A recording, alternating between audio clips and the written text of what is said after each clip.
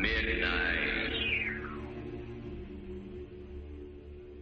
I'm Rod Sterling. You're listening to the Zero Hour. Suspense. I'm the Whistler. Yours truly, Johnny Dollar. Who is it? The Fat Man. Presents The Man Called X. The Mysterious Traveler. Another journey into the realm of the strange and terrifying. I hope you will enjoy the trip, that it will thrill you a little and chill you a little. So settle back, get a good grip on your nerves. Where are we going? You'll find out when we get there.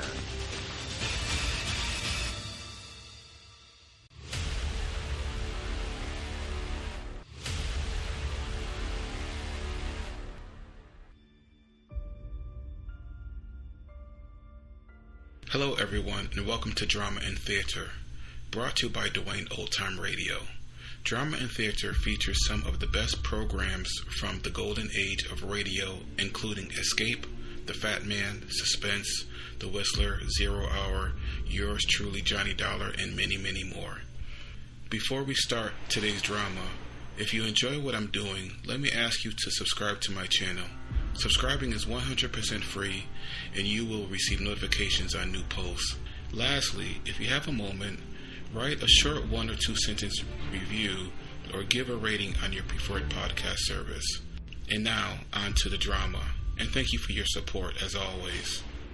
This week, we're going to start the month of June on Mystery and Suspense with the CBS Radio Mystery Theater. 2 episodes as usual. The first is The Thing Inside.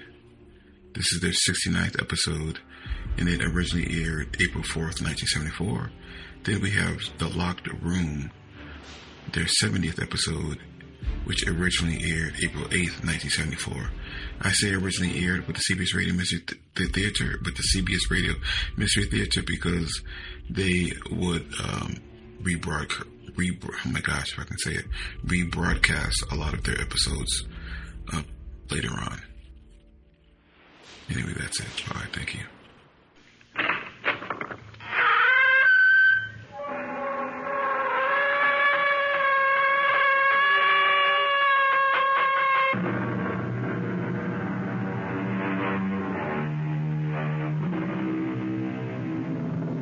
Come in. Welcome. I'm E.G. Marshall. I'm afraid the chairs aren't very comfortable, but that doesn't matter, because in just a moment, you'll be sitting on the edge of them.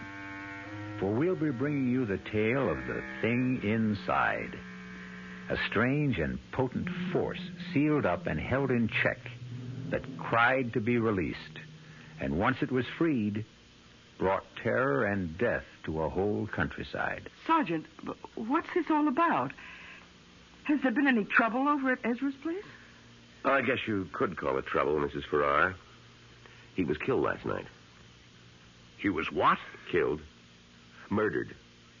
His nephew went over there early this morning and found him. Oh, but that's awful. I thought he was a dreadful man, but...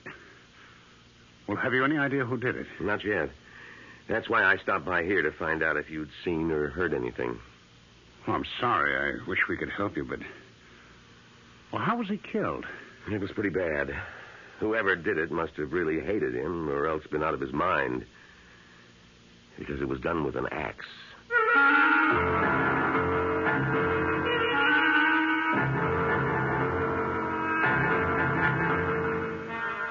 Our mystery drama, The Thing Inside, was written especially for the Mystery Theater by Robert Newman and stars Ralph Bell and Bryna Raeburn.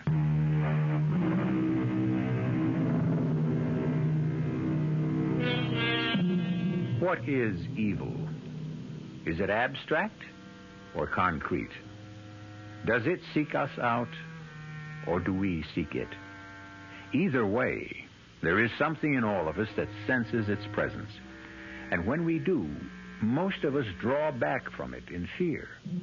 But occasionally, for reasons we do not always understand, we are attracted to it and come under its spell, thus freeing it to work its destruction on an unsuspecting world.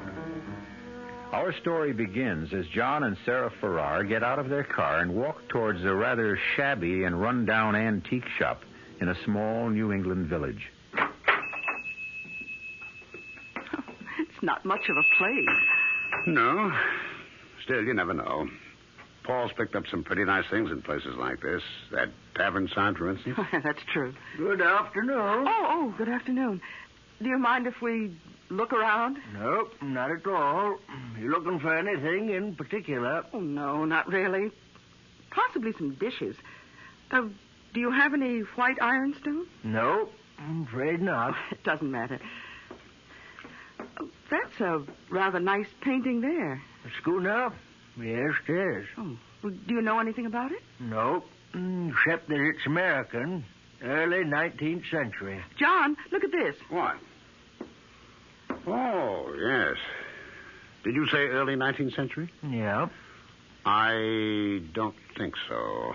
I'd say it wasn't more than 20 years old. A copy of something earlier. Why do you say that? Because of the condition of the canvas and the varnish. You a dealer? No, I'm a painter. Oh, well, you may be right. I'm sure I am. Oh, hello. Oh, have you found something? Yes. Can you tell us anything about this? Oh, a glass paperweight? Oh, is that what it is? Yeah. At least I think so. What do you think of it, Sarah? No, it's interesting. Yes, it is. Especially when you hold it up to the light. When you turn the ball, it moves. I've never seen anything quite like it. Neither have I. Paul would probably know what it is. Never mind. How much do you want for it? $5. What do you say, Sarah? Shall we buy it? Oh, I don't know, John. It just looks like a glass ball to me. Well, I like it. I like looking at it. Yes, but $5 for something that may be nothing at all. Well, why do you say it's nothing when I say I like it? Well, because $5 is a lot of money. For us, anyway. You don't have to rub it in. Oh, I'm sorry, darling. I just meant I know what you meant. If you really want it, you can have it for $3. I do want it. I'll take it. John.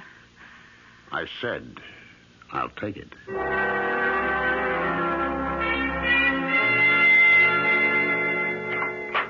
Hello? Anybody home? Is that you, Paul? Yes. I'll be right down. Hi. Hello, Sarah. Well, what's all this? Oh, my brother sent me a case of fruit from Florida, and I thought you and John might like some. Oh, that's awfully nice of you, Paul. No, not really. I'd never finish it all by myself. Well, I still think it's very nice of you. Thank you. Well, you're very welcome. Where's John? In the studio. Oh, how is he? Oh, about the same. Not very good. Still not working, huh? No. He's trying. He goes in there every day. Well, it's happened to almost every painter at some time or another. You hit a bad period, just can't seem to do anything. Oh, Paul. I thought I heard your voice. How are you? Fine, John. And you? Okay. Where'd all this fruit come from? Paul brought it over. My brother sent me a whole case of it, and I thought you might like some. Oh, it's very nice of you. I was hoping you'd stop by. There's something I wanted to show you, ask you about. Oh, what's that? This glass ball. Oh, where'd you get it? In a crummy little antique shop in Preston. Oh, yes, I know the place. The guy said it was a paperweight. Well, it can't be. It doesn't have a base. It isn't even flat on one side. Well, that's what I thought. What do you think it is, then? Hey, I have no idea. The only thing I've ever seen that's even vaguely like this are witch balls. Witch balls? Yeah, you sometimes find them down in Pennsylvania. They're like hex signs, supposed to keep witches away. Oh, yes. It's a very interesting thing. Beautiful piece of glass blowing. Yes, isn't it? Take it over the light and look at it more closely. There's something inside it. kind of shadow. Oh? I don't see anything. Well, hold it up. Turn it. Oh, you mean that kind of a swirl? Mm-hmm. I think that's just an air bubble or maybe an imperfection in the glass. I don't. I think there's something inside it, that the glass was blown around it. Here, give it to me. Oh, John. It slipped out of my hands. Well, it didn't break. Did it crack? No. Look at that. Dropped on the fireplace, and there's not a mark or a scratch on it. Well, that's impossible. Well, look at it. Well, you're right. I've never seen anything like it. It can't be ordinary glass. I'll tell you what, John. I've got a friend who's an expert. Collects paperweights. If you like, I'll take it and show it to you. No. It's not leaving this house. John! Well, I just thought that... I say it's not leaving this house. All right, John. I'm going back inside. I'll see you, Paul. Yes, John. Well, he really has a thing about it, hasn't he? Yes.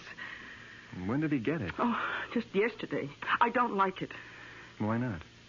I don't know. I just have a funny feeling about it. I have had from the first time I saw it.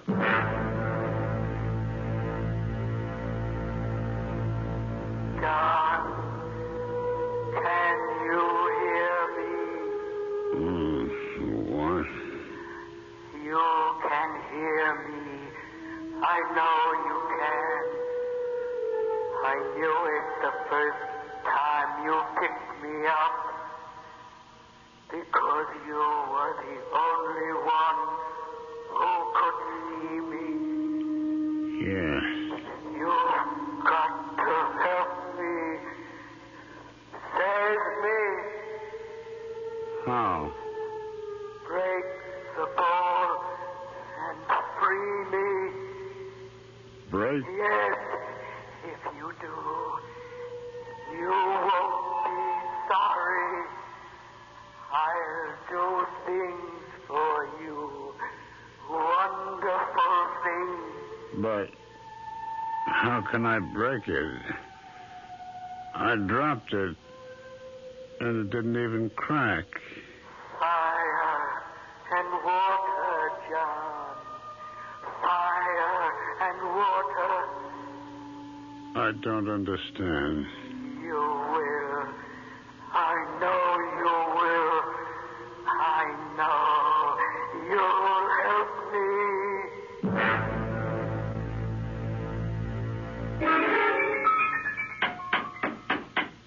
Just a second. Oh, hello, Paul. Sarah, can I come in for a few minutes? Oh, yes, of course. Well, how are you? A little down at the moment. Why? I just got some rather upsetting news. That's why I came over. Oh, I'm sorry, Paul. Oh, what's the news? Well, it'll affect you and John more than it does anyone else. Hmm? You know those rumors that Ezra Tate was going to sell that 200-acre parcel of his to a developer? Well, apparently they're true. Oh, no. But how do you know? Well, I was just at the bank and Peterson told me. Well, that's certainly not good, that Ezra is going to sell. But that doesn't mean that they can go ahead and build there. Well, they'd have to get the approval of the zoning board. Have you forgotten that Harry Walker, the board chairman, is his nephew? Yeah, but he wouldn't dare. You mean you think it really may go through? I'm afraid so. Oh, but that's awful. You know, we bought this place, put every cent we have into it, mostly because of the location and the view. And if the deal does go through, that will be the end of it. I know. And that's not all. But I wouldn't want to go on living here with a development right under our noses. And I don't think anyone else would want to either. Well, I'm afraid you'd take a bad licking if you tried to sell the place. Well, don't say anything about it to John until we really do know what's going to happen. He hates Ezra Tate as it is, and when he hears about this... That's right. He has had a bit of trouble with him, hasn't he? Oh, from the day we moved in here. First about the boundary line, and then about... Sarah, do you... Oh. Oh. Hello. I didn't know you were here. I was just passing by, and I thought I'd drop in. Well, I'm glad you did. As a matter of fact, I was going to call you. Oh, about what? You know that glass ball I showed you yesterday? Well, yes, of course. If you wanted to break it, really break it, how'd you go about it? Well, why on earth would you want to break it? It's a beautiful thing. Oh, yes, it is. But suppose I did want to break it. I really don't know, John. Can you think of any way it can be done with fire and water? Fire and water? Yes. Well, I suppose if you put it in a fire and got it very hot, or close to its melting point, and then dropped it into cold water, that might do it. Of course. Thanks, Paul. John, wait. You mean you're really going to... Yes. Why? Because I've got to. I got a feeling that if I do break it, can break it. What? Never mind.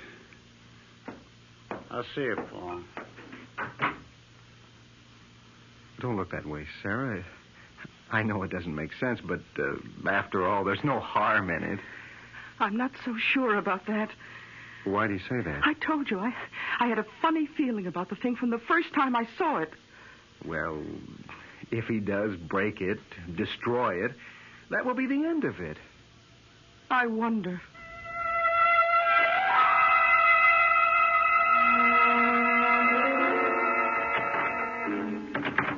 John? Yes. Why have you got the door locked? I didn't realize I had. Hi. Oh, may I come in? Of course. Oh, it's awfully hot in here. I know, it's the fire. Oh, yes. Then you're really going to do it? Yes. I've had the ball on the fire for about a half hour now. I was just about to take it out. Darling, I don't like this. I know you don't. What'd I do with the tongs? Over there. Oh, yes. Now, stand back. Mm-hmm. I'm going to take it out. And drop it in the pail of water? Yes. Come on now. There we are. Darling, be careful. I will. You ready? Yes. Here goes.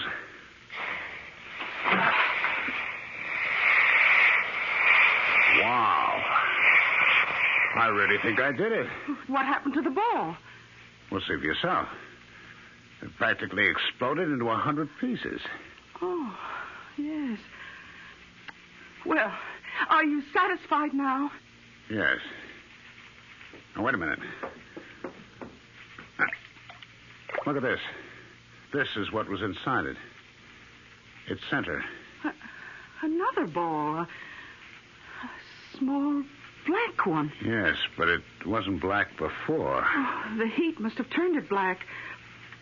Well, what are you going to do with it? Keep it. Why?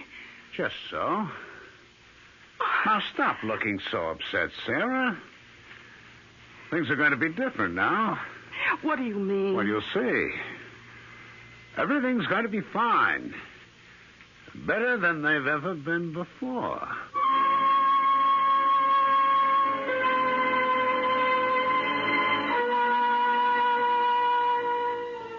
With the help of fire and water, the mysterious glass ball has been broken. And though he should know better, John Farrar seems pleased about it. For there are some things that it is best to leave alone. Was he right in thinking there was something sealed in the ball? Will it give him the things he wants?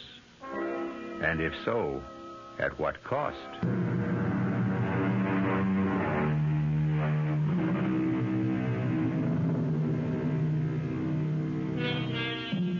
Dusk is a time of uncertainty.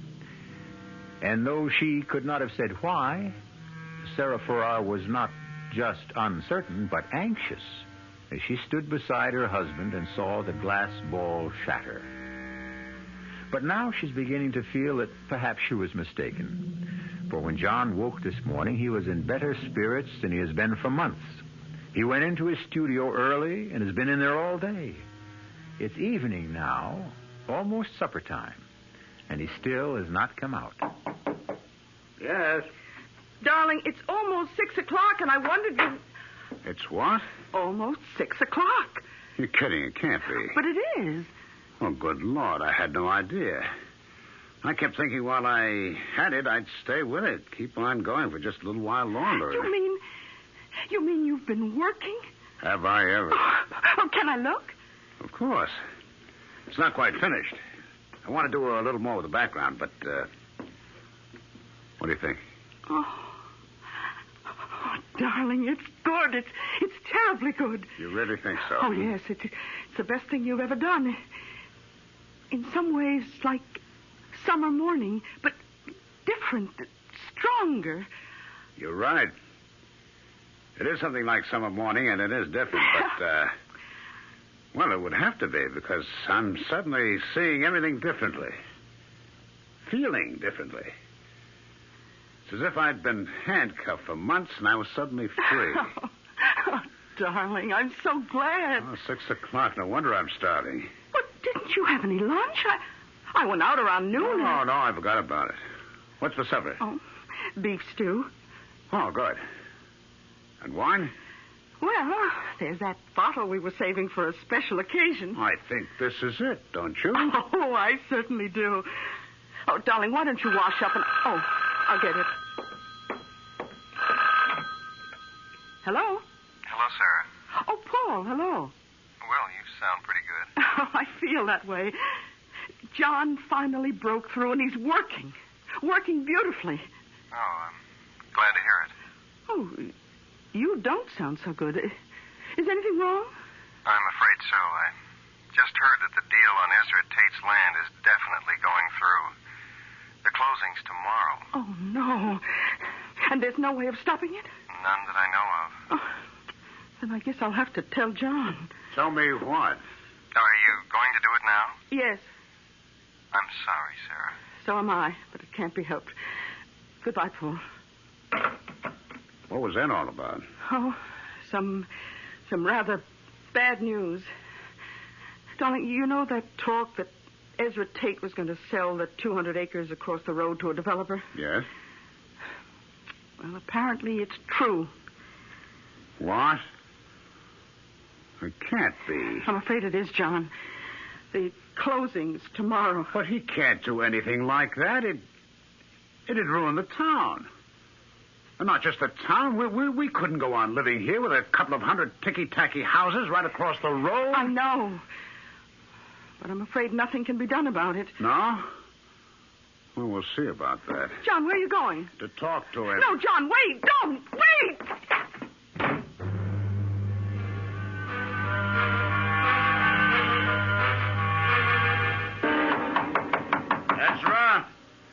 Ezra Tate.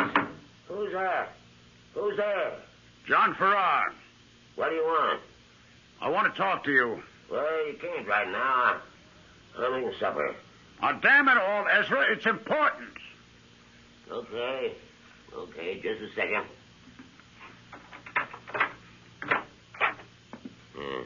Now, what is all this?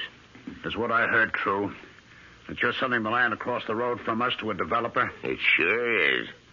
But you can't do that. Says who? It's my land. I can sell it to anyone I want. Haven't you any feeling at all for anyone else? Don't you realize what it'll do, not just to me, my place, but the whole town? It can't take another couple of hundred people. The deal's set, and that's that. But can't you see? Okay, how much are they offering you for it? Why do you want to know? Because I'll buy it from you. I'll give you a couple of thousand over their price. What? That's really funny. What's funny about it? Yeah, it just is. You haven't got a dime. You owe everyone in town money, and you want to buy... Never mind about that. I'll get it somewhere. Yeah? Where? From your friend Paul Chandler? What's the deal where I get it? I'd like to know, that's all. Just because he's got a thing about your wife, comes around with fruit and groceries for you, I imagine... You keep away from me, Farrar! You think I'd let you in here without precautions? This gun's loaded. Come any closer and I'll let you have a load of birdshot. For 2 cents. 2 cents is just about what you can afford. Now, you get out of here. Okay. But this isn't the end of it, Ezra.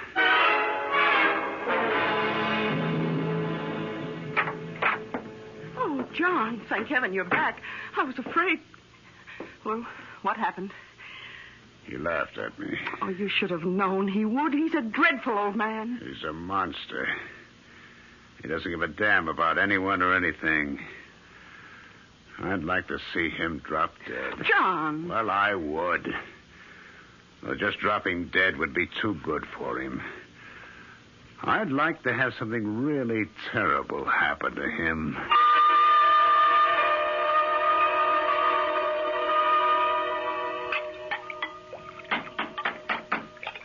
Just a second. Good morning. Mrs. Farrar? Yes? My name's Osborne. Sergeant Osborne, State Police. Oh, how do you do? Is your husband around? Yes, he's in his studio. Could I talk to him for a few minutes? Well, he's working, but I think so. Come in. Thank you.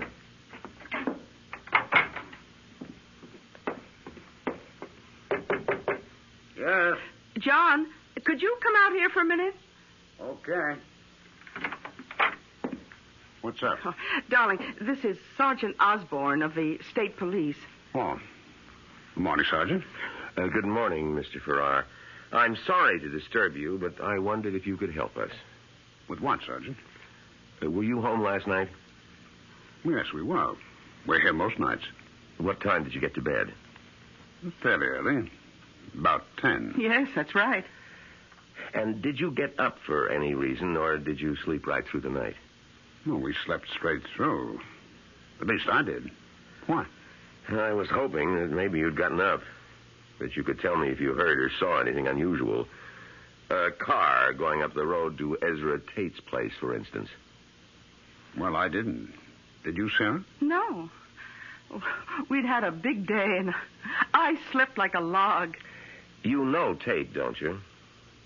Yeah, we sure do. I take it you don't like him very much. Well, that's the understatement of the year. We've had nothing but trouble with him since we moved up here. Sergeant, what's this all about? Has there been any trouble at his place? I guess you could call it trouble. He was killed last night. He was what? Killed. Murdered. His nephew went over there early this morning and found him. Oh, but that's awful.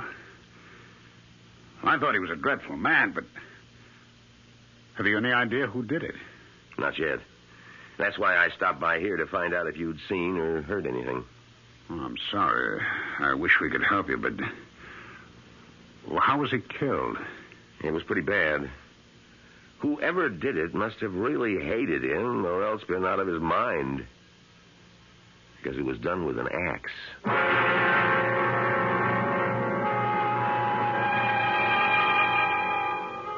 No, that's not a nice way to kill someone, not at all. And whoever or whatever did it didn't waste very much time. For it was only last night that John Farrar said, "I'd like to see something really terrible happen to him." And what did happen was horrible enough to shock even him. The question is, was it a coincidence, or is there more to it than that? Could it have something to do with the shattering of the glass ball?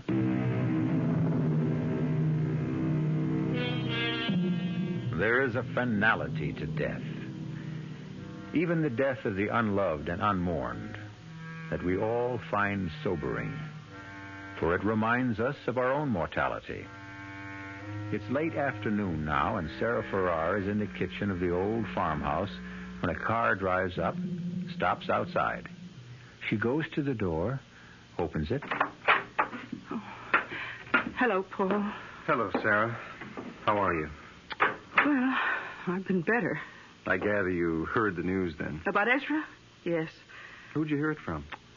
The state police. One of them stopped by this morning. He wanted to know whether John or I had heard or seen anything last night. And had you? No. We were both pretty tired. John had been working like a maniac all day, and we slept right through. I see. How's John? Well, of course he's upset. It's a scary thing when something like that happens so close by, and you don't know who did it or why. But he'll get over it. I hope so. I've been worried about him. Why? Well, he certainly wasn't in very good shape the other day. That whole involvement of his with that glass ball. Oh, that. I was pretty worried about that myself, but, well, once he broke it and snapped his painting block, it started working. Well, he really feels there was some connection there. Apparently. Well, as long as he's working. I take it he still is. Oh, yes. Yes, he finished one painting. He's already started on another. Oh, good. The reason I stopped by was because I wanted to find out if the two of you were free Friday night. Oh, yes, we are. Then would you come over for dinner? Benson of the Benson Gallery is coming up from New York. And if John is working again, I thought he ought to meet him. Oh, poor. You really are a very good friend. Oh, come on, Sarah. Now, you know how I feel about you. Both of you. You've had a pretty rough time since you moved up here, and if I've done anything to help... Oh, Paul, hello. Hi. I didn't hear your car. You been here long? No, just a few minutes. Oh, Paul stopped by to invite us over for dinner Friday night. Benson of the Benson Gallery is going to be there. Oh, that's nice. What do you think of our big local news? Ezra Tate's death? That's pretty shocking. Yes, it is. On the other hand, it did take care of a pretty serious problem for us.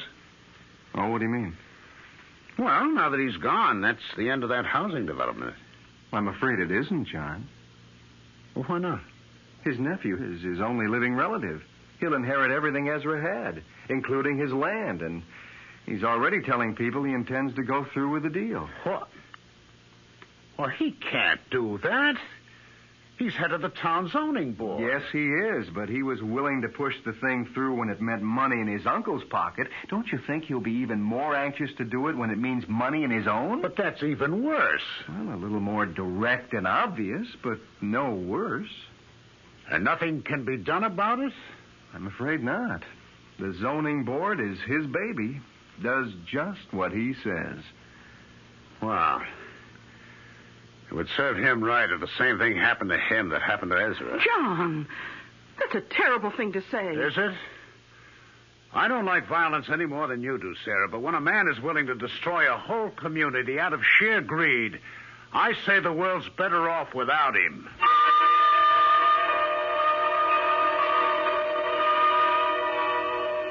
John? John? Oh, you are in here. Oh, yes, of course I am. Why? Well, I couldn't imagine what had happened to you. You said you were going into work for just a half hour or That's so. right. What time is it? It's almost 11. It's not. Yes, it is. I must have fallen asleep again. I worked for a while and started feeling tired and sat down here. Well, you've really been at it these last few days. I guess I have. John, why are you keeping this thing here? What thing? This black thing that was in the center of the glass bowl. Well, I told you I was going to keep it. But why? Because I like it. I like looking at it. What? Was that what you were doing before you fell asleep? Yes. Oh, I wish you wouldn't. I wish you'd get rid of it. Oh, don't be silly, Sarah. The day I found the ball, or rather the day I broke it open, was one of the most important days of my life. Hasn't everything been different since then? Well, if you mean you've been working well, yes, but I... But what? Oh, never mind. Are you coming up to bed now? I guess so. Just let me clean my brushes and put them away. Oh, who on earth is that? I have no idea. I'll get it.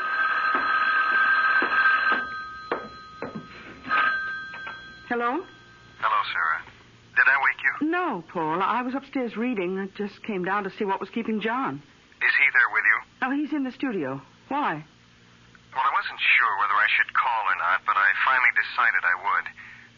Sarah, I've got some more news that's just as shocking as the last. Harry Walker was killed tonight. What? Where? And how? In his home. His wife was out, came back, and found him dead in the kitchen. Oh, no. And they don't know who did it? Not any more than they do who killed Ezra.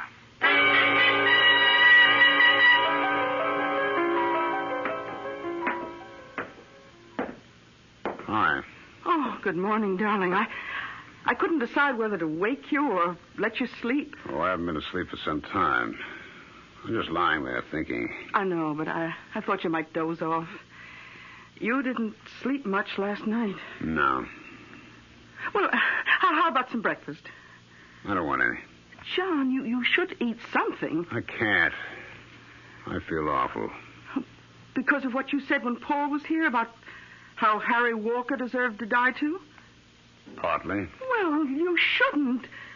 All right, it was a horrible thing to say, but you were angry, upset. Yes, I was, but don't you realize that the same thing happened before with Ezra?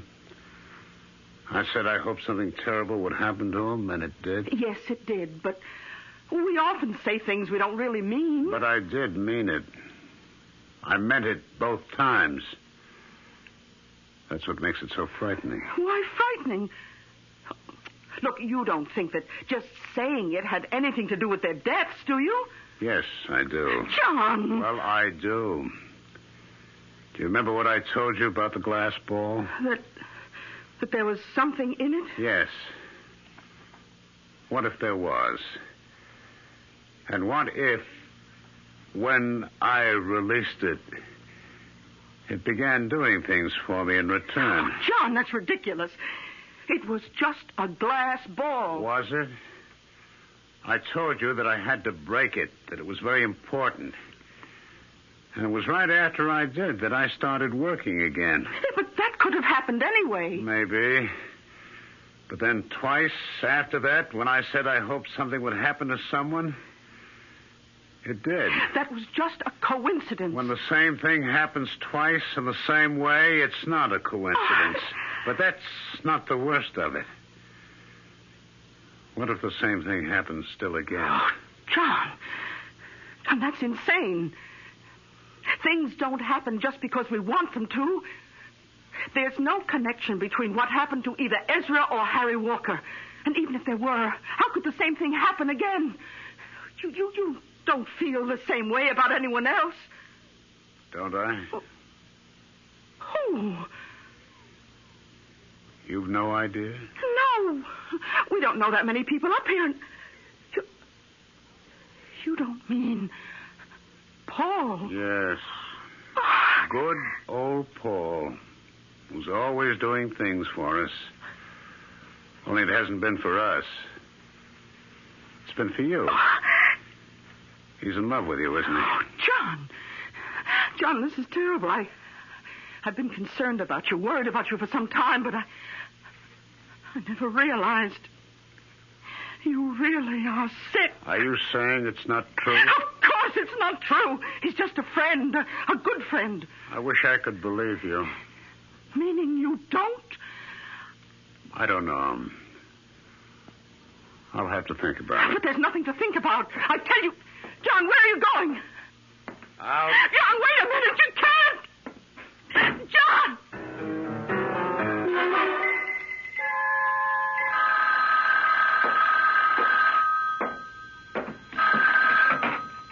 Hello? Oh, Paul, it's me again. Any sign of him? No, Sarah. But it's been over 2 hours. Well, you said he didn't take the car. If he walked, it would take him some time to get over here. Not this long, Paul. I'm scared. I told you what he said. I know, but I don't think there's anything to be concerned about. The longer he has to think about, the more chance there is that he'll realize it's ridiculous. But suppose it's just the opposite. Suppose Now, don't do that, Sarah. I'm not worried. I hope he does come here. I told you there's something I want to tell him. What? I don't want to go into it now, but I think it may make a difference. Help him. All right. But if he does come to your place, will you call me? Let me know. Of course, Sarah. Thank you, Paul.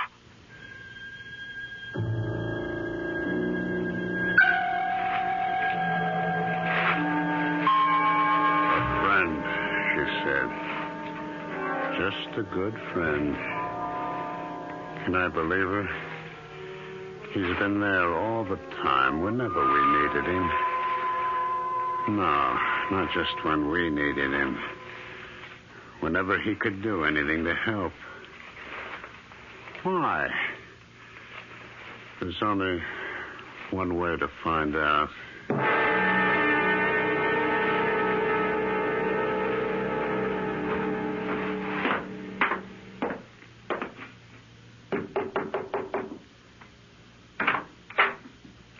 Hello, John. I've been expecting you. Have you? Yes, Sarah called. Twice, as a matter of fact, and said you might be coming over here. Come on in. Thanks.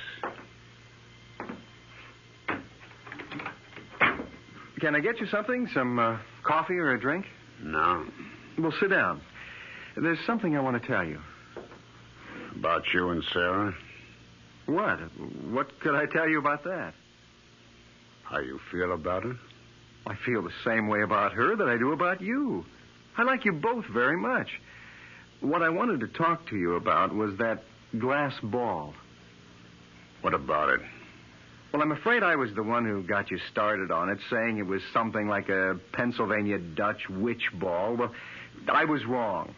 There was nothing strange or mysterious about it. It wasn't even old. It was made 7 or 8 years ago by the New England Glass Company. That's impossible. How do you know that? Because I called a friend of mine, the man I wanted to show it to, and he told me.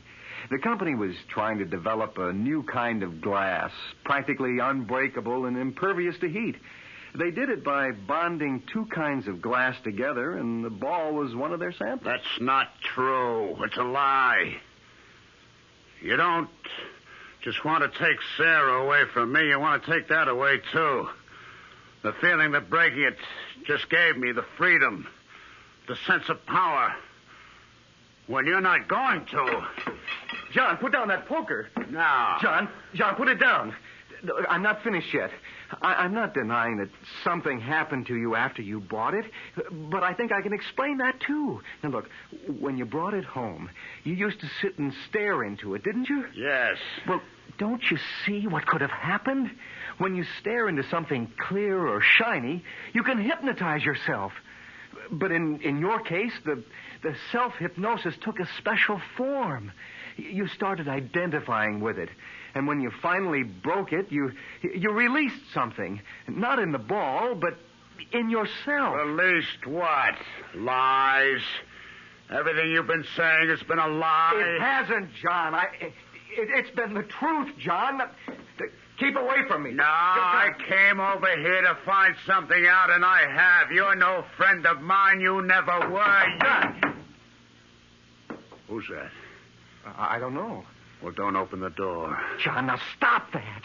Whoever it is must know we're here. I've got to. Paul, I'm warning you. Mr. Chandler? Yes? I'm Osborne, State Police. Is Mr. Farrar... Oh, yes, I see he is. Good morning, Mr. Farrar. Your wife said she thought you might be here. My wife? Yes, we stopped by at your place first. Mr. Farrar, would you come with me? Where? To headquarters. We'd like to talk to you. About what?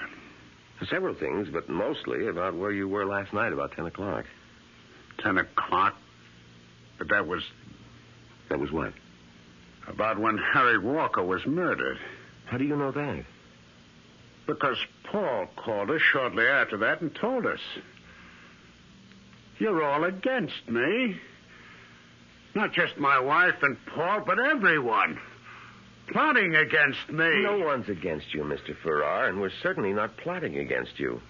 We just want to talk to you and... No! Farrar, stop! Come back here, Farrar! Aren't you going after him? Oh, we'll catch up to him. I have another car and 2 more men out on the road there, just around the curve. Why did you want to talk to him? Well, someone saw him leaving Harry Walker's house last night, shortly before Mrs. Walker came home. Oh. We just got a general description. Weren't sure who it was at first, but... Farrar, look out! That truck! John! Oh, good Lord.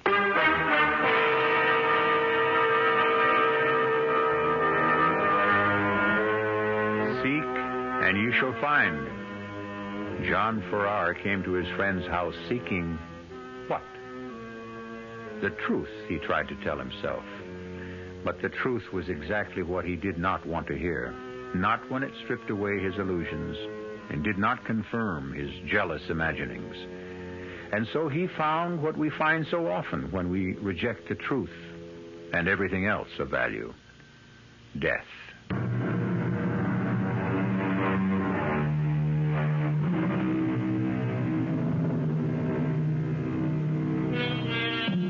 Now we see through a glass darkly, says the Bible.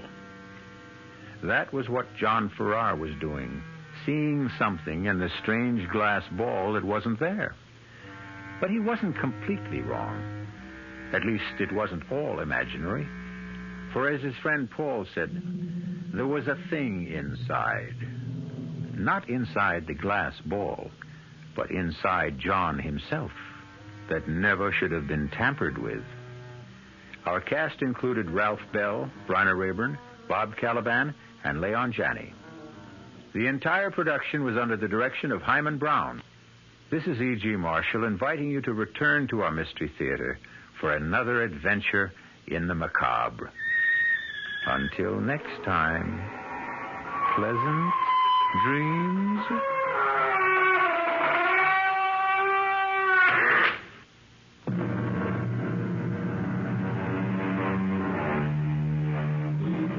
Mystery Theater program was furnished by the CBS Radio Network.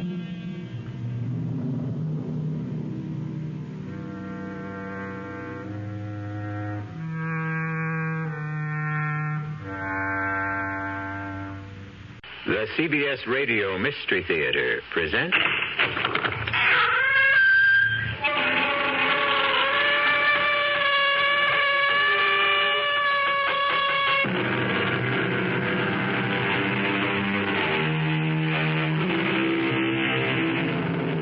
Come in. Welcome. I'm E.G. Marshall, bidding you welcome to the sound of suspense. Welcome to the fear you can hear. Welcome to the world of mystery. This is a tale of young love. The love of a charming young man for a charming young girl. It is also the story of a mother's love for her child. As you can see, this story is positively dripping with love. But don't be dismayed, because love, like a door, has two sides. And when the other side is hatred, it can drip with venom and gore. You're a liar, Mr. Snowden. Don't you think I know what you are? You're wrong, Mrs. Daniels. I love your daughter. Why? Because I do, that's all. You can't explain something like that. Listen to me, young man. Even her own father couldn't bear to look at Bonnie's face. That's why he left her so much money, because he felt guilty for what he felt for his own poor, homely daughter. Mrs. Daniels, listen to me. You're a liar, and a thief.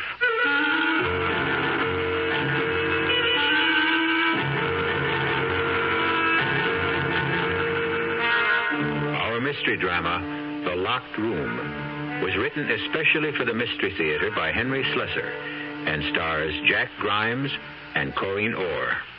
It is sponsored in part by new sugar-free Diet 7-Up and by the Kellogg Company, makers of Kellogg's Special K cereal. I'll be back shortly with Act 1. Oh, somebody's been drinking my sugar-free Diet 7-Up, and it's all gone. Oh, actually, I saved a little. Oh, a bear! Hiya, Goldie. What's brewing? That's Miss Goldilocks to you. Oh, come on, kid. You mean you don't remember me? The cottage, the 3 chairs, the porridge? Baby bear! In the fur. Been a long time, Goldie. But Baby bear... Just call me BB. You drank all the sugar-free Diet 7-Up, and I have to conduct another diet drink taste test today. Well, yeah, I saw the sign on the door, a professional taste tester, huh? But how can I conduct my taste test now? Why bother? I tried those other diet drinks, too. You'll notice there's still plenty of them around. Why not ask me? Well, okay, BP. Tell me, why did you drink all the sugar-free diet 7-Up? I like the taste. Light, fresh, natural. Sugar-free diet 7-Up is definitely unbearably delicious. Mm-hmm. I don't know, but it's always something, isn't it? You just about get over paying for the holidays, and April 15th is staring you in the face again. Well, Don was griping about doing our taxes. What else is new? And I remembered hearing that CIT has an income tax service. So I said, look, honey, unless you enjoy torturing yourself, why don't you let CIT do our taxes? Well, I guess I caught him at a weak moment, because that's just what he did. You know, he came home all smiles, said they were fast, computerized, had a $5 minimum charge, and saved him a lot of time and aggravation. And if he needed extra cash, he could have applied for a unilone right there at CIT. Don said the CIT man was so nice, it was almost a pleasure doing the taxes. Almost. CIT makes money happen. We really do. And they make doing taxes almost a pleasure.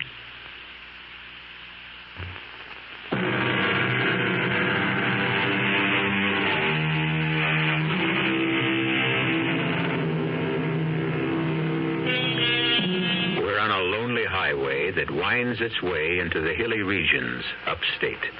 The hour is late, and the sleek white sports car whose hood ornament faces north is the only vehicle for miles around.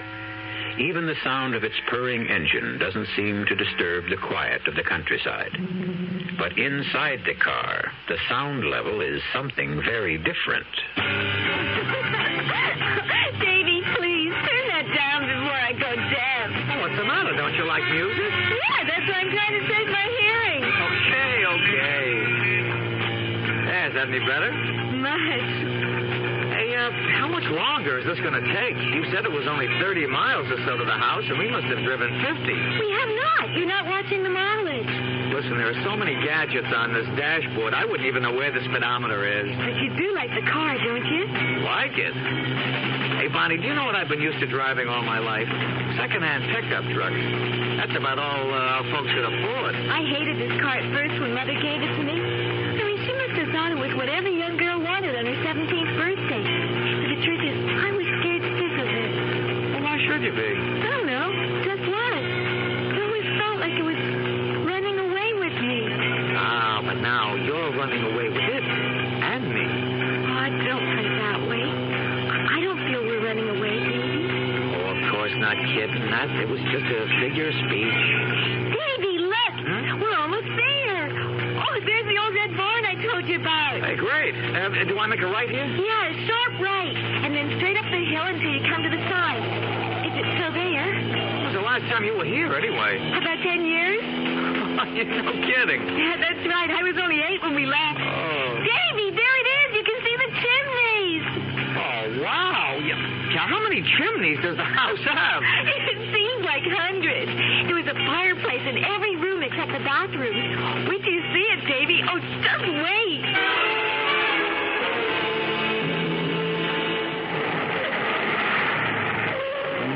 Well, there it is. What do you think? Now, that's what I call a real funky old house. How big is that place? It has 4 floors and I guess about 30 or 40 rooms. I never counted them. All those rooms and nobody living in them? I know. It does seem like a terrible waste, doesn't it? Oh, Bonnie, you're speaking to one-room Davy Snowden, remember? The only place I lived in my whole life with more than 1 room was the farmhouse. Yeah, well, that had 3. Oh, I wish you wouldn't keep talking about that. I mean, you know, how poor you were. Okay, kitten. Rich little girls get to feeling guilty when they hear stuff like that. Look, let's not sit out in the car all night, huh? Let's go look at that old haunted house. It is not a haunted house. You sure you got the key now? Yeah, right here in my purse. And the lights are working? I told you, we rent the place every summer. We have to keep the electricity turned on. Well, let's go then.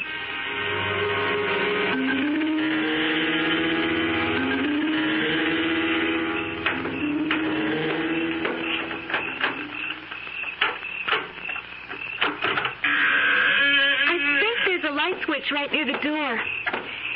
Yeah, here it is. There. Look at the size of this place. I know. It's a terrible old barn of a place. That's what my father called it. When he died, well, Mother just thought it was foolish, the two of us living here all by ourselves. Looks kind of run down. I'm afraid it is. But the foundation is still solid. Plenty of furniture. Hey, come on, show me the rest of the house, huh? What would you like to see first? Well, upstairs. That's where the bedrooms are, right? Yes. Well, that's the first thing we have to do. Decide which bedroom we want. Oh, baby. Do you love me, Bonnie? Oh, you know I do. Say it. I love you.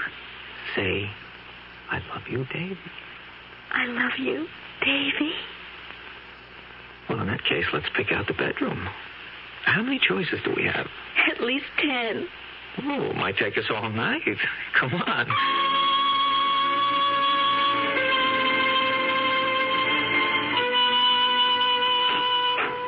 No, I don't like the look of that one. It's too gloomy. That was my mother's room. You mean your folks had their own room? That's right. Well, maybe that's how they do things when you're rich. But me, I'm just a country boy. Now, let's see about this door. Hey, this one's stuck. No, it's locked. It's always been locked. What for? I don't know. Well, what's behind it? Another bedroom? Honestly, I don't have the faintest idea. It's been locked ever since I can remember. Daddy once told me never to go near this room. Once I remember my mother talking about it, sort of nervously. Oh, that sounds very mysterious. What do you say we break it in, huh? Oh, Davy, no, we can't do that. Well, gee, aren't you curious? Maybe it's full of hanging women, like in Bluebeard's castle. Or maybe that's where the family jewels are hidden. Oh, let's leave it alone, Davy. I was always scared of that door. Yeah, but what's it locked for? Seems to me when a door is locked, that means there's something pretty interesting behind it. Stands to reason, right? Well, I'm sure it's just some old storeroom or something. Bonnie, listen, there could be something valuable in there, something worth money. And since the house is yours, I mean, this is your house, isn't it? Your father left it to you, didn't he? Yes. Well, if there's anything valuable in there, it belongs to you. Oh, Davy, all those promises. Not to talk about money. I'm not talking about your mother's money. I'm talking about what's yours, rightfully yours. But the house isn't really mine. Not yet. Not until I'm 21, and that's almost 4 years from now. Now, don't be technical. Oh, Davy. Okay, if that's how you feel about it. We got plenty of time anyway. Davy, remember what you said about the fire? It's getting late, Bonnie. Don't you think we should be in bed? Couldn't we have a fire first, please? Sure. Anything you say. We want this night to be perfect, don't we?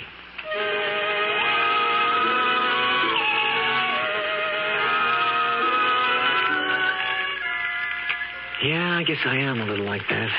Boastful about my poor childhood. As if it's a badge of honor or something. We didn't light fires because they were cozy and romantic, only because they made us warm. They're not very warm at that. Locked rooms. Yeah, that's really something, a locked room. The only room in our place that had a lock on it was the outhouse, and even that didn't work. Hey, you asleep? Hey, kitten, wake up. It's time to go to bed. Come on, Bonnie, wake up. Hey, what's that? For Pete's sake, there's a car outside. Hey, Bonnie, wake up. There's somebody coming up. What? We got company. Oh, no. Well, who is it? Oh, Davy, it can't be. Yes. That's her car outside. You can see it through the window. You mean it's a neighbor or something? No, it's my mother. Oh, wow. Oh, I have to let her in. She knows I'm here. She saw my car outside. Well, I'm surprised you two aren't in bed already. That was the general idea, wasn't it? Mother, please, let me explain. I suppose you're David Snowden. Yes, I am, Mrs. Daniels. I see we have no trouble recognizing each other. Bonnie, fix your clothes. They're a mess. I was just lying on the rug in front of the fireplace. Yes, I've heard all about you, Mr. Snowden. Thank goodness I had the sense to think of this place when Bonnie didn't show up at home. You have it all wrong, Mother. Davy, tell her. Mrs. Daniels. Never mind. I understand everything. I was afraid something like this might happen as soon as Bonnie started mentioning you in her letters from school. Bonnie, get your things. We're going home. Mrs. Daniels, listen to me. Sorry to break up your party, young man. We're married, Mrs. Daniels. What did you say? Bonnie and I were married this afternoon. I've got the license right here. It's true, Mother. We were married in Elkton. That can't be. You're underage. Not in Elkton, Mother. 18 is old enough. Davy and I are married, so you can't tell us what to do. For the love of heaven.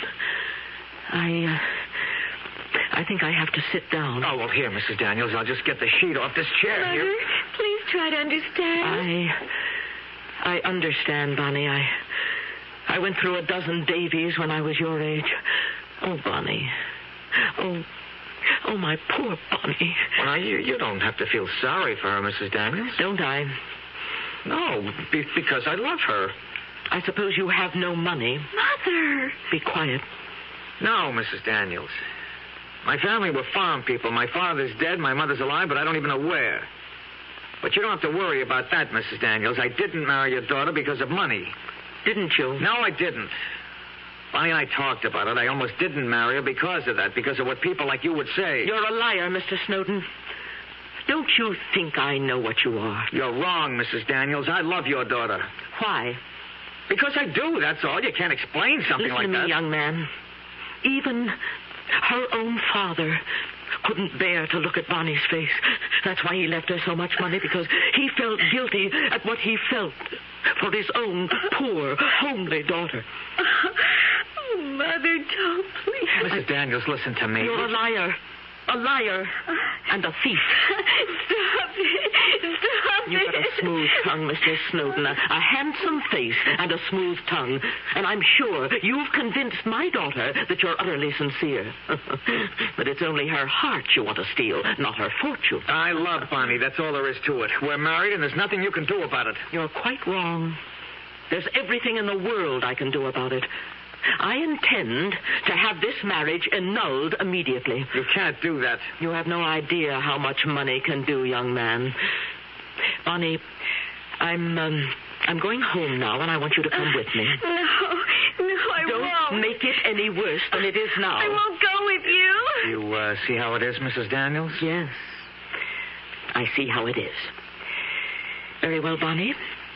But you'll regret this. Mark my words. Mother, I can't live without Davy. If you make us separate, I'll never forgive you. You will, darling. Strangely enough. I'll kill myself. Do you hear, Mother? I'll kill myself if you do this. Now, don't talk nonsense. You think your heart will break. But it won't. A heart doesn't break. It withers. That's what I don't want you to find out. Goodbye, Bonnie. I mean it. I'll kill myself. Oh, Davy.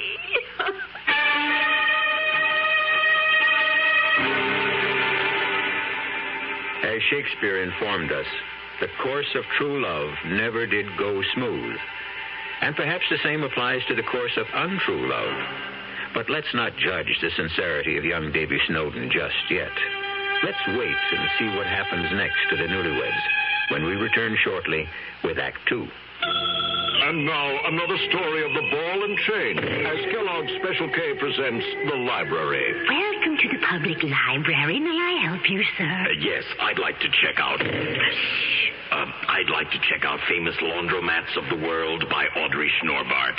Sir, excuse me, but isn't that ball and chain you're wearing just like the ones they use in the Kellogg's Special K commercial? This ball and chain? Yes, that one.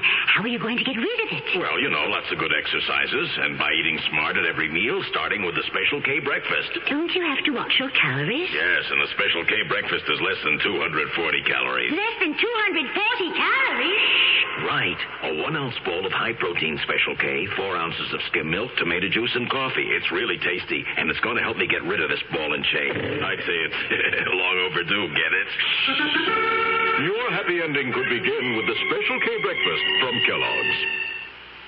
You're probably well aware of the advantages of a well-tuned car in helping you obtain better gas mileage. A well-tuned car can run more efficiently, more economically. If all cars were properly tuned and operating efficiently, we could save millions of gallons of gas. To help you evaluate your car's efficiency, your participating GM dealer has 2 new energy checks available. One is an economy checkup that includes an engine diagnosis along with several other inspections to see if your car is up to specs. The other is an economy tune-up to help give you a smooth-running engine that performs efficiently. Making the most out of the gasoline around is one of our country's basic challenges. It's important to you and to us at General Motors. That's why we're inviting everyone to come in now for a GM energy check at a Chevrolet, Pontiac, Oldsmobile, Buick, or Cadillac dealer. Get together with him and get more of a run for your money.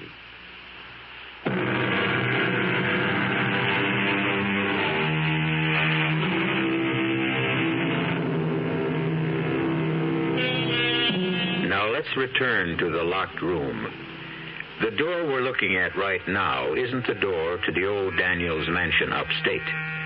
This door is reached by walking up several long flights of stairs before you can read the faded numerals 4G.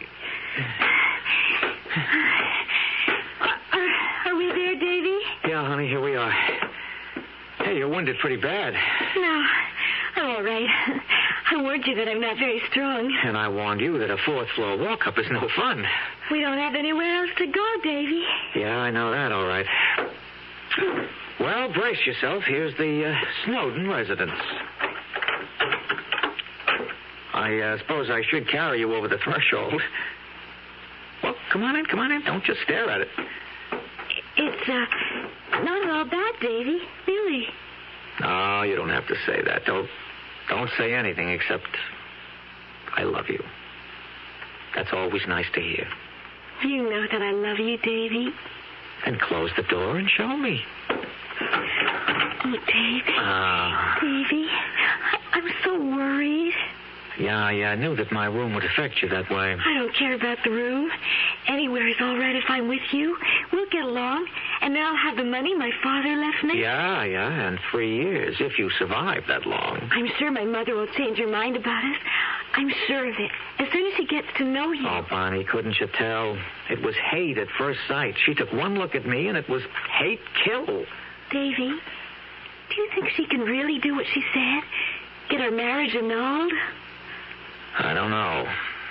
It was a legal marriage. I mean, you didn't need parental consent in that state. But she's so smart about such things. She's run my father's company since he died. She has all these lawyers on her payroll. Stop worrying about it, Bonnie. But what if she could do it? I couldn't stand that, Davy. Stop worrying, I said. You got one thing going for you, kitten, and that makes all the difference in the world. Your mother loves you. She wouldn't hurt you for anything. Davy, tell me the truth. Do you think I'm homely? I think you're beautiful. Oh, I know that isn't true, but I'm not really repulsive, am I? Oh, you kidding? Come here. Oh, Davy, it's true about my father. I know that. He was so disappointed that I wasn't pretty. He must have needed glasses.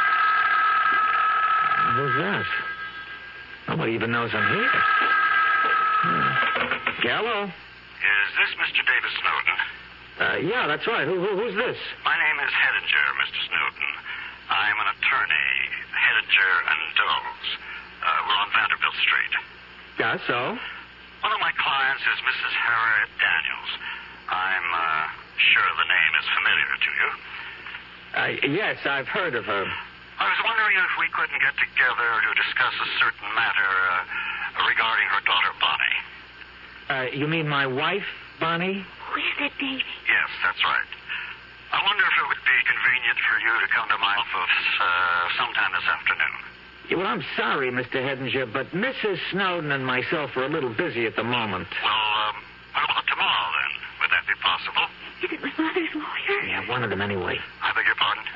All right, Mr. Hedinger. I'll come to your office tomorrow. Say about 10 o'clock? That would be just fine. The address is 50 Vanderbilt. We're on the 21st floor. I'll be there. Well, it looks like the fun is starting. Oh, Davy.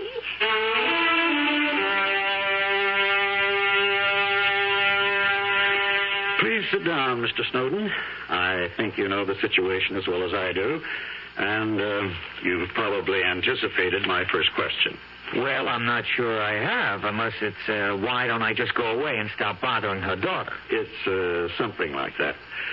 But it would be hardly sensible to expect you to do such a thing without incentive. Oh, now, wait a minute. Don't tell me I'm about to get an offer, a money offer. Nobody's talking about a bribe, I assure you. There's a practical reason for such an offer. Annulment proceedings, no matter how certain we are of success, cost money. Mrs. Daniels could actually realize quite a savings if you cooperated for some flat figure, say $5,000. Not unreasonable of her.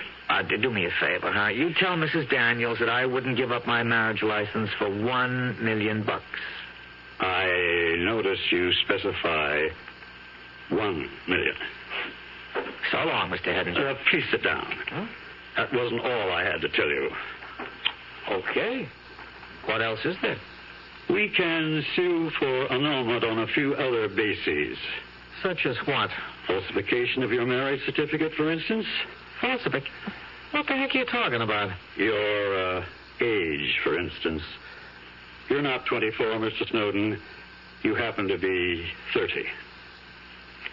Well, what's so important about that, for Pete's sake? You gave your age as 24. Well, so what? Everybody knocks a few years off their age at some time or other. It's just business. Let's see. Your business is freight forwarding, isn't it? You work in a three-man company at a salary of $145 a week. Surely you didn't think it was necessary to dye your hair or anything like that for the sake of executive advancement.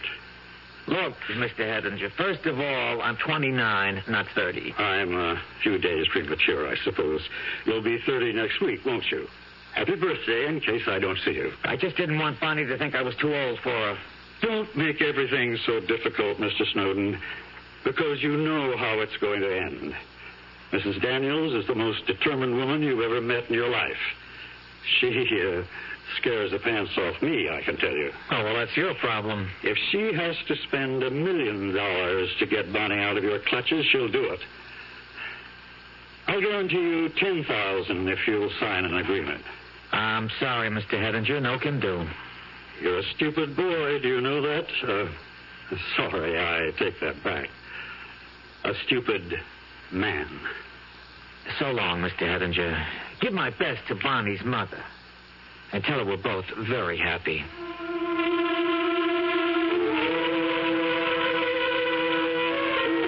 Davy, it's horrible. We don't have a chance. I know we don't. Well, it doesn't look good, that's for sure. You should have told me the truth. You should have told me you were really 27. I don't know. I just didn't want you to think that I was still an undergraduate at that age. Oh, there's got to be some way out, Davy. There has to be.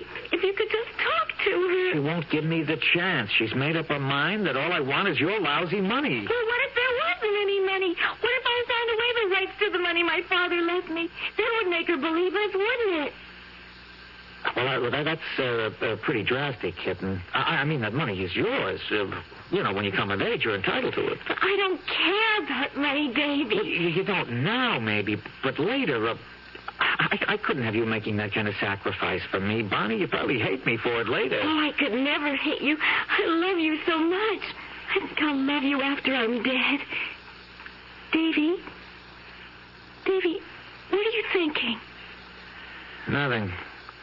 Davy, you don't care about the money, do you? Please talk to me. Bonnie, I have an idea.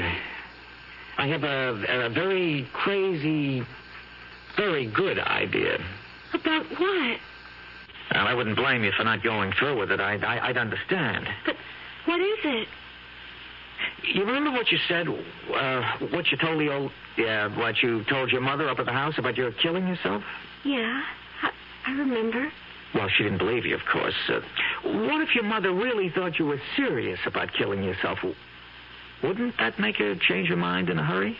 Well, Yeah, I suppose it would, but we could never fool her about such a thing. No. If we were smart, we could. No, she's smarter than both of us put together. I know her, Davy. There's just no fooling her. Wait a minute. Wait. Don't throw it away so fast. Let's talk about it. Let's think for a minute. But it just wouldn't work. Yeah, but if you really did try, Bonnie, only you didn't try too hard, only enough to make it look good. Well, how can I do that? There's a couple of ways. Gas, for instance. We could fix up a phony gas suicide. Bonnie, don't look like that. I'm sorry. All right, forget it. Forget I ever said it. No, go on. It could be something like, sleeping pills. You've got sleeping pills, haven't you? Yeah, I have. What, you wouldn't have to take more than 2? I mean, maybe 3. Now, that won't hurt at all, and we'd make her think you took the whole bottle. Now, don't you see how easy that'd be? Yes, I suppose so. Oh, Davy, hold me, please. Oh, kitten, you could write your mother a letter. You could tell her what you were planning to do, but that I don't know about it, see? You could say you were going to swallow the whole bottle of pills. But you'll actually take just a few. Then when your mother shows up here... I'm so scared, Davy. I promise you nothing will happen except that your mother will know that you meant it, Bonnie. About loving me so much. You do love me, don't you? Yes, Davy. I do.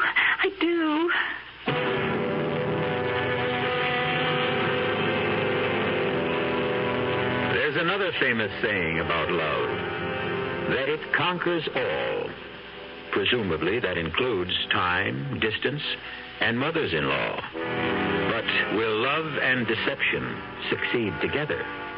We'll find out shortly when I return with Act 3. Ever had a tall, frosty glass of Amplitude? Well, if your beer is Budweiser, you've had it often. Amplitude is a fancy word for the entire taste phenomenon, the total experience of flavor. Next time you take a healthy swallow of Bud, watch what happens. Think about the sensations you're experiencing. Notice how the flavor of Bud comes on nice and easy. Not too strong, not too quick, just right. Notice the clean, crisp togetherness of Bud's taste. Everything in perfect balance, with no single element jumping out at you. And there'll be no aftertaste either, no hanging on. And you'll be refreshed and ready for another glassful. Actually, Bud drinkers have been experiencing Amplitude for years, but they never phrase it that way.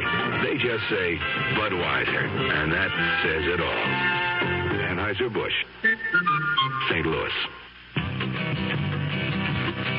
It's so good to see the green grass grow again. After years of being careless, now the folks seem to know it's time to pitch in. Time to pitch in. We can breathe a fresher air. There's more beauty everywhere. 'Cause more people seem to care. They're all pitching in. We've got to pitch in to clean up America. Got to pitch in to clean up America. And if everybody keeps pitching in, we can call on America. America the beautiful once again. Oh, yeah.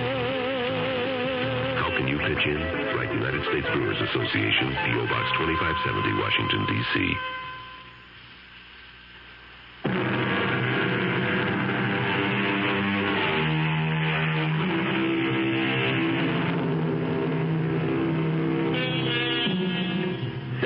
Seem very normal in apartment 4G, the one-room residence of the newlyweds, Bonnie and David Snowden. Music is playing on their transistor radio, a frozen dinner is thawing slowly, and Bonnie and David are hunched over the kitchen table, composing a letter. The only thing that makes this domestic scene a bit bizarre is that they are collaborating on a suicide note. Dear Mother, I warned you what I would do if you tried to get our marriage annulled. Tonight, I'm going to take a whole bottle. Davy, do we have to have that music? Okay. I didn't know it was bothering you. I'm nervous enough as it is. Okay, I said. Dear Mother, I warned you what I would do if you tried to get our marriage annulled. Tonight, I'm going to take a whole bottle of sleeping pills. Oh, Davy, it just doesn't sound right. It's not so bad, Bonnie. Look, maybe you better put in something about me not knowing about it. I think that's important, that your mother realizes that I had no idea you were going to try to take your life. Well, maybe you better write it, Davy. I'm just no good at this sort of thing. Yeah, I guess you don't have much experience writing suicide notes. Well, I just can't help feeling it's wrong. Wrong? What? How? Well, you know. No, I don't. The only thing that could be wrong about it is if it didn't work, but... Okay, if you've got cold feet, okay, we'll let your mother go through with it. We'll let that lawyer Hedinger get our marriage annulled. Is that what you want? Well, you know it isn't. And have you got a better idea than this? Have you? No. And tell me what you want to do, Bonnie. You name it. Well, just tell me what to write in the letter. Well, the first line is okay. Only after that, I think you should say, Davy doesn't know I'm doing this. I didn't want anyone to know so that nobody would stop me. Wait a minute, not so fast. Well, you don't have to put it down exactly the way I said it. Make it sound like yourself, you know. Yeah, I'll try. And, what else? Say something about I'm doing this because I love Davy, because I can't live without him. Yes. That'll make her understand. You see, she'll realize that you might try to kill yourself again if she broke us up. And if she loves you, she won't want that to happen, Bonnie. You see? Yes. Hey, come on. You're getting tears all over the letter. Oh, Davy. Go on, Bonnie. Now, sign it. That's right. That's just perfect. Now, you got the envelope? Here. Okay, if I get it into the mail now, she'll have it tomorrow morning.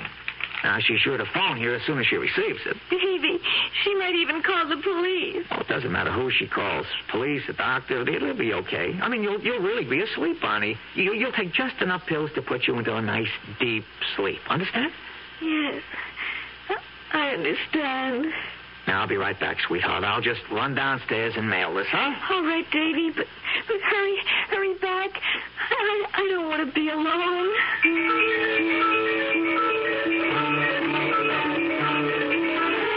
What time is it, Davy? 9:15. Do you think Mother got the letter this morning? Well, you never know with the post office these days. But it could happen. Even if the letter gets there, she might not be home. She might have left the house early. Doesn't matter, Bonnie. Sooner or later, she'll see it. Well, I just don't think it's going to work, Davy. There. That must be her. Do you think it is, really? There's no doubt about it. I don't know anybody who'd call me this early in the morning. Well, how about the people at your office? No. I'm away on a 2-week honeymoon, remember? They don't even know I'm in town. Well, Davy, shouldn't you answer it? No, kitten, no. Don't you understand? She's got to get worried enough to do something. And you've got something to do, too. You mean take those pills? That's right, Bonnie. Hey, you see? She stopped calling. She's probably on her way over here right now. Get the pills, Bonnie. Yes, I have them right here. There are only 3 of them. Okay, yeah, get you a glass of water. All right. Davy, you're sure it'll be all right? I'm sure, Bonnie. It takes like a dozen of these things to hurt you. You just take a couple. Yeah, now, you better make it all 3, just to make sure you're fast asleep when your mother gets here. She's only about half an hour away. Well, that's time enough if you take them now. Yeah, all right. You can trust me, Bonnie. You know that. I won't let anything happen to you. Yeah, I know that. I know that, Davy. Okay, now, come on, take the pills, sweetheart. Yes. There. That wasn't so hard, was it? No. Now, all you have to do is go back to bed. Go to bed and Sleep. That won't be so hard either. Even without the pills. I slept so badly last night. Yeah, I know. Davy, Yes, kitten? please kiss me. Kiss me. Good night.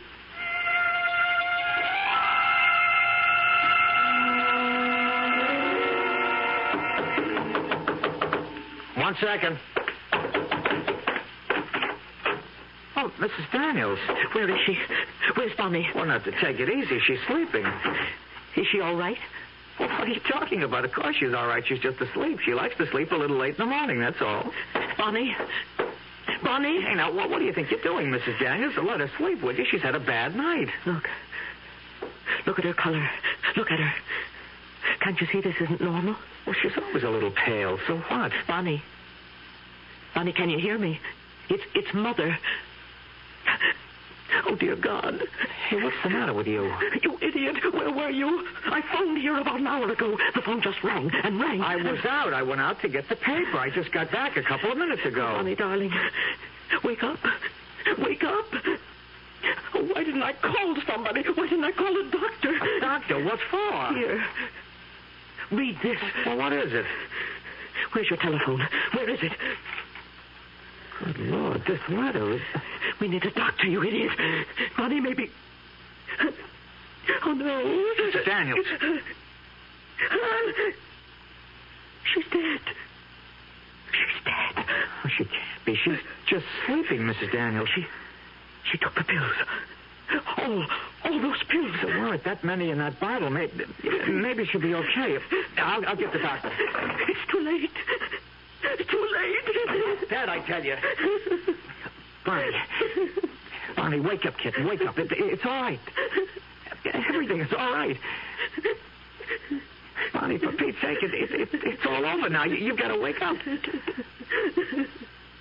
Oh, she's so cold. Bonnie, wake up. Leave her alone. Can't you leave that poor girl alone, even now? Mrs. Daniels, I swear there weren't many pills in that bottle. It wouldn't have taken many. Not with Bonnie's heart. It wouldn't take us... Well, it wouldn't take many. What are you talking about? Bonnie had rheumatic fever when she was 12. Her heart's been weak ever since. Oh. No. Bonnie, please. Please. You've got to wake up.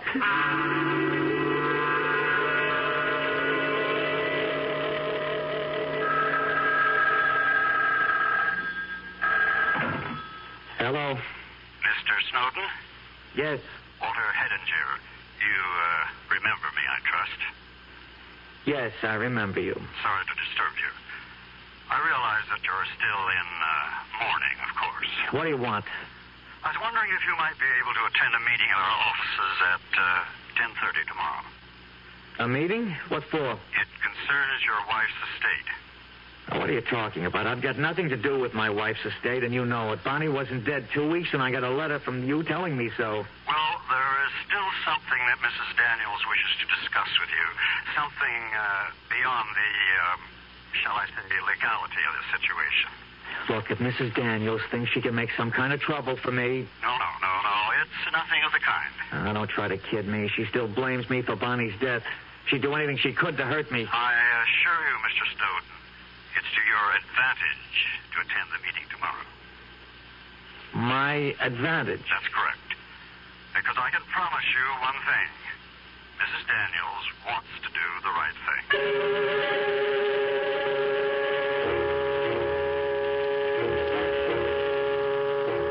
Please come in, Mr. Snowden. Yes. How are you, Mrs. Daniels? I'm as well as I can be, thank you. Yes, of course. Don't look stricken, young man. Nobody's going to hurt you. Have a chair. Thank you. Well, let's get started, shall we? Mrs. Daniels, as you know, we've already informed Mr. Snowden that he has no legal claims on your daughter's estate. Yeah, I know all about that. But did you explain why? You see, Bonnie's inheritance from my late husband wasn't due until she reached the age of 21. since her death, it automatically reverts to me. I didn't expect anything, Mrs. Daniels. Very kind of you, I'm sure. However, Mr. Snowden, the fact that you did marry Bonnie imposes a certain kind of obligation on me. Some kind of gesture regarding your welfare. I don't understand. Mr. Snowden, you seemed most impressed by that old house we own upstate. You recall the one I mean? Yes, of course. It was once valued at a great deal of money. And it's yours. What was that? I'm deeding you the property. It would have been Bonnie's in a few more years. I have no further use for it. You may have complete possession of the land, the house, and everything in it. Everything?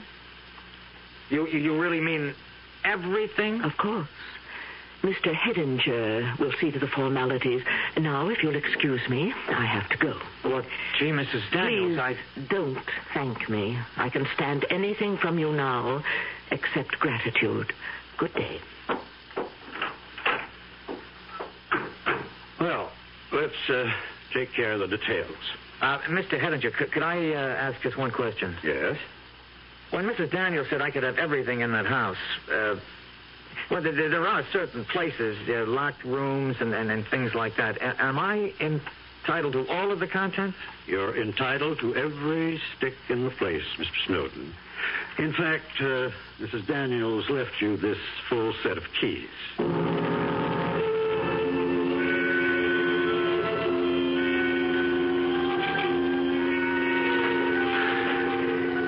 Oh, look at it. Look at it. It's all mine. The whole house, mine. God knows how much it's worth. Yeah, sure, it's run down, but the furniture alone. Now, where's that light switch? Yeah, here it is. Yeah, what did Bonnie call it? A terrible old barn. Yeah, but it's all mine, sweetheart. It's Davy's barn now. Maybe it's not $1 million, but it's something. Now, where are the rest of those keys? A dozen keys, but one of them must open that door. Yeah, one of them will do it, so let's just get going, Davy boy. That was really something, her giving me this house.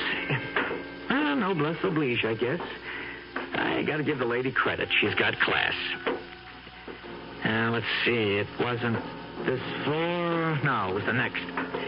There's got to be a very good reason for locking up a room. There's got to be something very valuable inside. Yeah, that's the door. That's the one. Okay, now to find the key. No, not that one. This is, it's obviously too small. How about this one? No, that didn't do it. This one's too big. No, not yet. I hope it's here. The lawyer said they were all here. I'll try this one. Well, it slipped in all right, but will it turn? Wait a minute. It's stuck, but I think it's going to do it. I think it's going to work. That did it. That did it.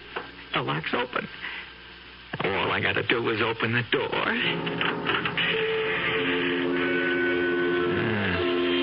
Pretty dark in there. Shades are down. What? I see a lamp over there.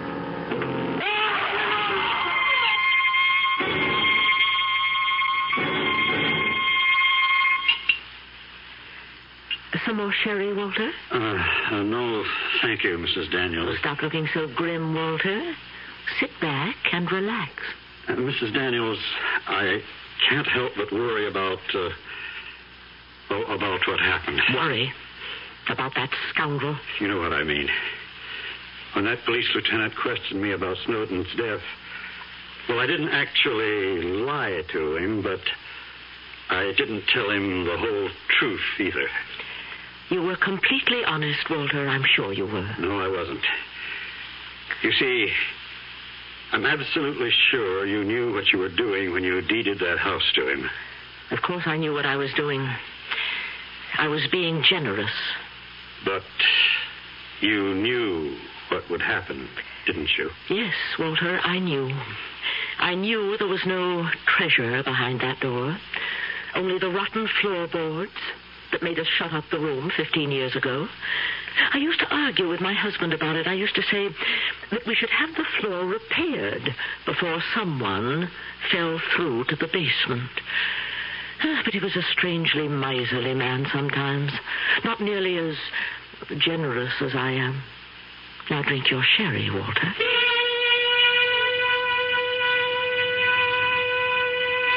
Well, what can you say about an 18-year-old girl who dies? Or her 30-year-old lover, for that matter?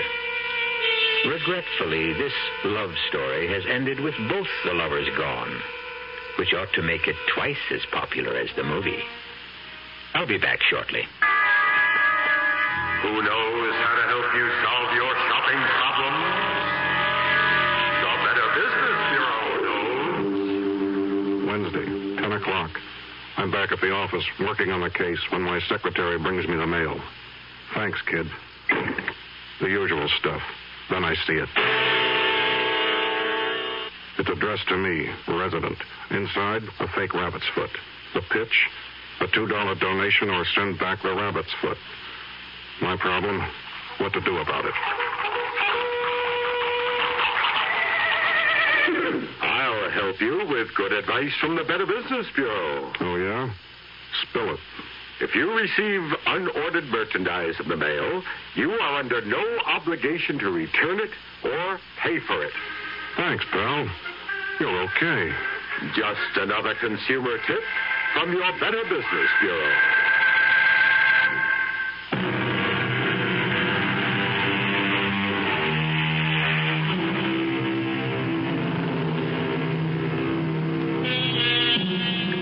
Snowden isn't the last victim you'll hear about on our Radio Mystery Theater.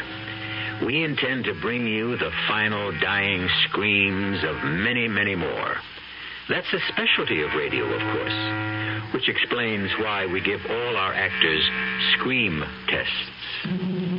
Our cast included Carmen Matthews, Corinne Orr, Jack Grimes, and Sidney Smith. The entire production was under the direction of Hyman Brown. And now, a preview of our next tale. I know I'm no sort of expert, but can't you talk about your work with me? There's a reason for it, Lisa. There's a reason. Well, what? I told you, my nightmares, they're all visions in black and gray and slashes of red. Well, then if you won't talk about your paintings, why not tell me about your nightmares? You wouldn't enjoy hearing about them. Or rather, about it. It? I have only one nightmare. Just one. I have it virtually every night. Sometimes it follows me into the daylight. I can close my eyes, and there it is. For years, I've tried to destroy it by painting it. Not its details, just its colors. But the therapy hasn't worked. Radio Mystery Theater was sponsored in part by Anheuser-Busch Incorporated, brewers of Budweiser. This is E.G. Marshall inviting you to return to our Mystery Theater for another adventure in the macabre. Until next time, pleasant dreams.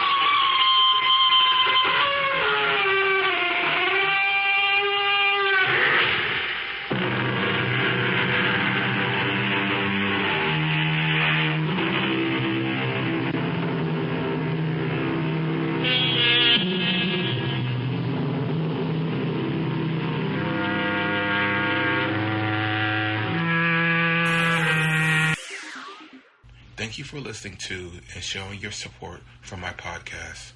If you would like to receive notifications of when new episodes are posted, please subscribe to my channel.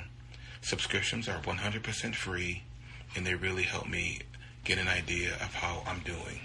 Well, hope you enjoyed, and until next time, stay safe, wish you well, and as always, peace.